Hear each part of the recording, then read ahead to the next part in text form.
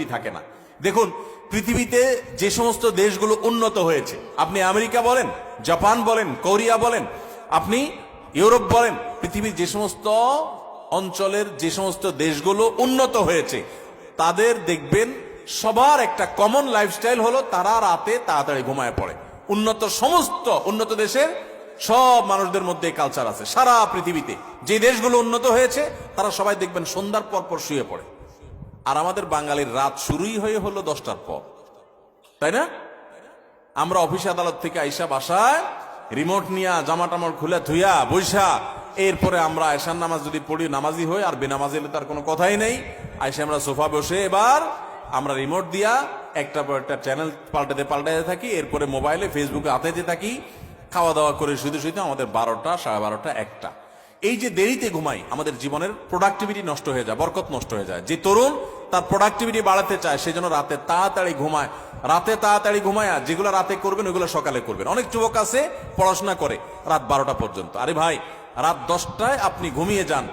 এই যে 2 ঘন্টা পড়লেন, ভোর রাতে উঠে ফজরের সময় 2 ঘন্টা পড়েন, ওই 2 ঘন্টা এই 2 ঘন্টার চেয়ে অনেক বেটার হবে। কারণ 6-7 ঘন্টা 8 ঘন্টা ঘুমের পরে যে ফ্রেশ মুড থাকবে, ওই সময় পড়লে সেই পড়াটা অনেক তাড়াতাড়ি আপনার আত্মস্থ হবে।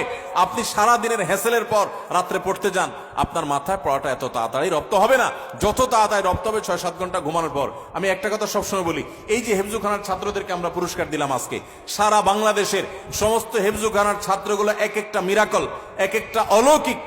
কারণ এই যে অলৌকিকত্ব, এক একটা অলৌকিক বিষয় এদের মধ্যে রয়েছে, সেটা হলো যে এরা সবাই ছোট ছোট বাচ্চা মানুষ। 30 পারা কোরআন হেফজ করে ফেলে মাত্র 2 বছরে, 1 বছরে, 6 মাসে, বিভিন্ন সময়। কিভাবে সম্ভব? 30 পারা কোরআন, এত বড় কোরআন পুরাটার হেফজ করে ফেলে, মুখস্থ করে ফেলে, কিভাবে সম্ভব? যে কয়েকটা সিক্রেট আছে, এই সিক্রেটস গুলোর মধ্যে একটা সিক্রেট হলো, একটা রহস্য হলো যে হেফজুখানায় 100% ছেলেরা রাতে তাড়াতাড়ি ঘুমায়। তারা রাত 10টার ভিতরে 100 ভাগ হেফজখানার ছাত্র সারা বাংলাদেশে ঘুমায় পড়ে। কোথাও পাবেন না 10টা বড় ছেলেরা পড়ালেখা করে, সব 10টার মধ্যে ঘুমায় যায়। পুরা কোরআন হেফজ করে ফেলে অল্প সময়ের মধ্যে, আবার রাত জায়গা পড়ে না। কিভাবে সম্ভব? কারণ তারা ওই যে আবার ভোরে উঠে যায়, ভোরে উঠে পড়ে। ওই ভোরের সময়টা রাতের 4 ঘন্টা, আর তখন 1 ঘন্টার সময়। এজন্য প্রোডাক্টিভিটি বাড়াতে চাইলে রাতে তাড়াতাড়ি ঘুমাইতে হবে। যেটা রাত জেগে করবেন, যে কাজটা, সেটা ভোরে করবেন। 1 2 নম্বর হলো সকালে ঘুমাবেন না। সকালে ঘুমানো যাবে না। সকালের ঘুম মানুষের জীবনের বরকত নষ্ট করে দেয়। আমাদের নবী সাল্লাল্লাহু আলাইহি ওয়াসাল্লাম দোয়া করেছেন, আল্লাহুম্মা বারিক লি উম্মতি ফি বুকুরিহা, আল্লাহ আমার উম্মতের জন্য সকালের সময়টাতে বরকত দান করবেন, আর ওই টাইমে আপনি ঘুমায় থাকেন। সকালে আপনি পড়ালেখা করেন, ছাত্র মানুষ, তাহলে পড়ালেখা বরকত হবে। আপনি কর্মজীবী কাজ করেন, আপনার কাজে বরকত হবে। আপনি কৃষক কৃষি কাজ করেন, আপনার জীবনে বরকত হবে। আমাদের সমাজে, আমাদের দেশে 9টা 10টা, সকাল 9টা 10টা 11টা আগে দোকান খোলে না, কারণ পাবলিক ঘুমায় থাকে না, একটা রাত জায়গা আড্ডা মারে আর সকালে ঘুমায় থাকে। ঠিক না ভাই? ঠিক।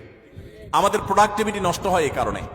আপনি কিছুদিন এটা করে দেখেন, দেখবেন আপনার জীবনে কি পরিমাণ বরকত এসেছে। আলহামদুলিল্লাহ, আমি আমার বাসায় আমার ফ্যামিলির সদস্যদের এটার উপরে উদ্বুদ্ধ করেছি, তারা আমল করে, রাতে তাড়াতাড়ি ঘুমায় পড়ে। 10টার ভিতরে সবার ঘুম শেষ, আর সকালে কোনো ঘুম নেই। ভোর থেকে উঠে যার যার কাজে সে লেগে যায়। আবার দরকার হলে দুপুরে একটু ঘুমাবেন, সুন্নাত সেটা, আর এর বাইরে কোনো কাজ করবেন না। তাহলে প্রোডাক্টিভিটির জন্য 1 নম্বর হলো রাতে তাড়াতাড়ি ঘুমাবেন, 2 নম্বর হলো ফজর পরে ঘুমাবেন না। ফজর পরে জেগে থাকবেন, কাজ শুরু করবেন। আর রাতে তাড়াতাড়ি ঘুমালে এমনি ফজরের সময় আপনি ঘুম ভেঙে যাবে, কারণ সারা রাত ঘুম, বড় রাত ঘুম হয়ে যাবে ইনশাআল্লাহ। 3 নম্বর এবং সর্বশেষ প্রোডাক্টিভিটির জন্য যেটা বলতে চাই, তা হলো এই মোবাইল এবং বিভিন্ন রকমের ডিভাইসের নেশা বন্ধ করতে হবে। তা না হলে প্রোডাক্টিভিটি কখনো বাড়বে না। মনে রাখবেন, মোবাইলের নেশায় বুধ হয়ে থাকে আর জীবনে বড় কিছু করতে পারছে মানে একটা মানুষ পৃথিবীতে আপনি খুঁজে দেখাতে পারবেন না, একটা মানুষও না। মোবাইলের নেশায় সারাদিন ভূতের মতো মোবাইল টিপে আর আঙুল দিয়ে স্ক্রল করে একটু পর পর, এই মানুষগুলো জীবনে বড় কিছু করতে পারে না যদি এই অভ্যাস না ছাড়ে। এই অভ্যাস যেদিন ছাড়ে সেদিন তৌফিক হতে পারে। একসাথে মোবাইলের নেশাও আছে, আবার বড় কিছু করতে পেরেছে, এটা হয় না। অনেককে আমরা ওয়াজ শোনার নাম দিয়ে শয়তান আমাদেরকে মোবাইলের পিছনে লাগাই দিস। আরে প্রোডাক্টিভিটির জন্য এই কাজগুলো করবেন। আল্লাহ আমাদেরকে তৌফিক দান করুন।